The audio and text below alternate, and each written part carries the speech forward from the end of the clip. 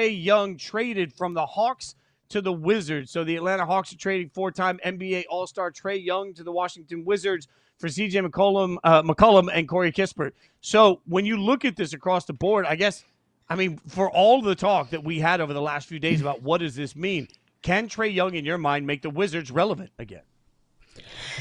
For a couple of days.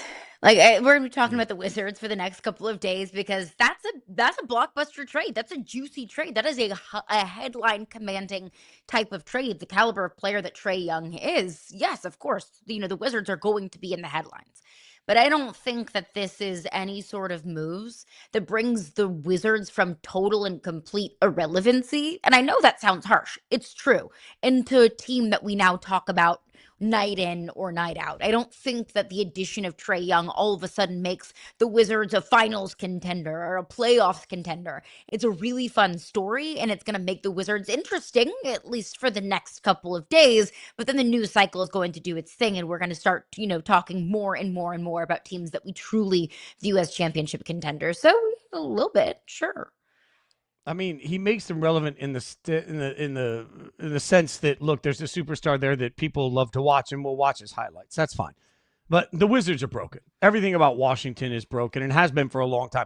The last time Washington had a winning season was 2017-18. That's the last time they finished with a winning record throughout the course of the regular season. The last time they won a playoff round was 2016-17. That's how long it's been since there was any real success in Washington. So then you look around and you say, oh, well, why not Trey? Well, I guess my argument to that is why Trey?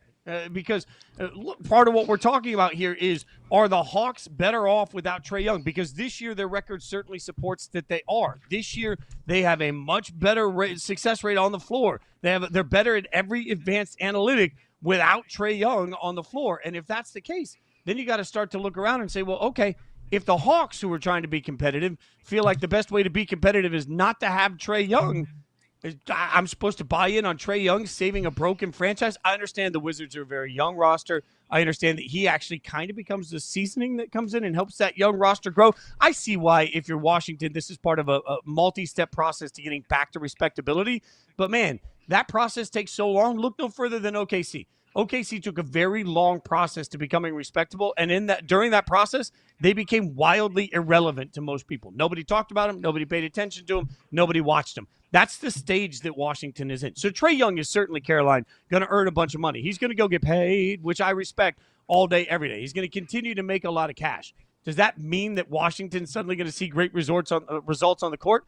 I believe it when I see it. I think Trae Young makes the Wizards better. Because when you look at the Wizards roster, if you go up and down, you're looking at it like, who? Who is he? Who he play for?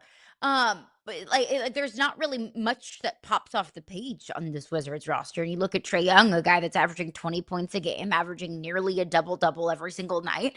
The addition of Trae Young, that clutch gene, the way that he can score, yes, that makes the Wizards not only more intriguing, but I think it makes the Wizards better.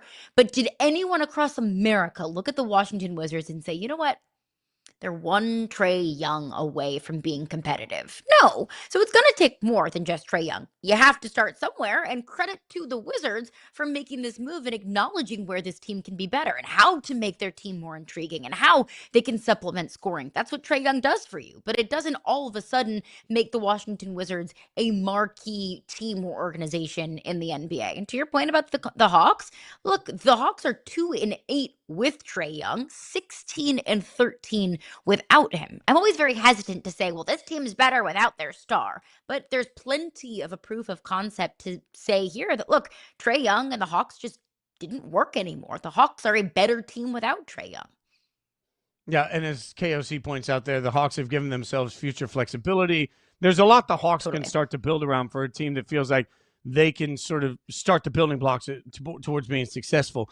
I also think let's hold the same standard in this transaction that we've held so often with great players in the NFL. How many times have I had to hear over the course of the last year, I don't really care what Myles Garrett has to say about the Browns. He chose the money, and he chose the money. He can't talk about his team sucking.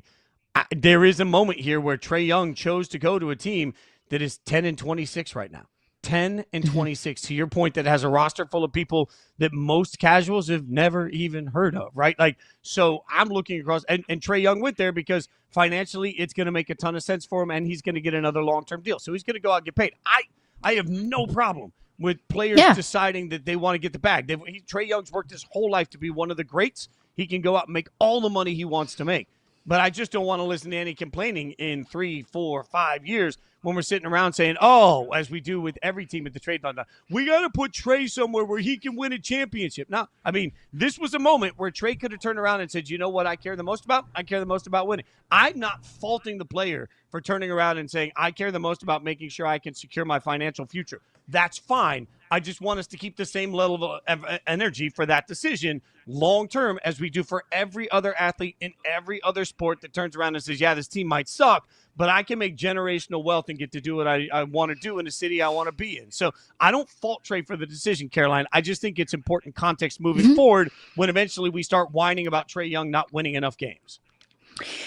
If getting paid is your priority, go where you can make the most money. I have zero issue with that. Trae Young's 27 years old. I would expect that his career has a lot of life left to it. He has plenty of basketball left to be played. So if right now at 27 years old, Trae Young's number one priority is I'm going to go where I can make the most money as I possibly can to create generational wealth for myself and my family. Great. Good for you. That's the choice that you made. If I can flip to the football side of things, I think about J.J. Watt's free agency several years ago when he was leaving the Texans and he said, I want to go win a championship. I want to win a Super Bowl. I want to go where I can win. So I'm going to go to the Arizona Cardinals. That's not where you're going to win the most. That's where you're going to get paid the most. And that's fine if you want to get paid the most and capitalize on the years that you have left in your career. But let's not act that you're doing that so you can go win a ring and you can go win a championship. Trae Young's not going to Washington to win a championship. If he did, probably made the wrong decision there. He's going where he can get paid, and good for him.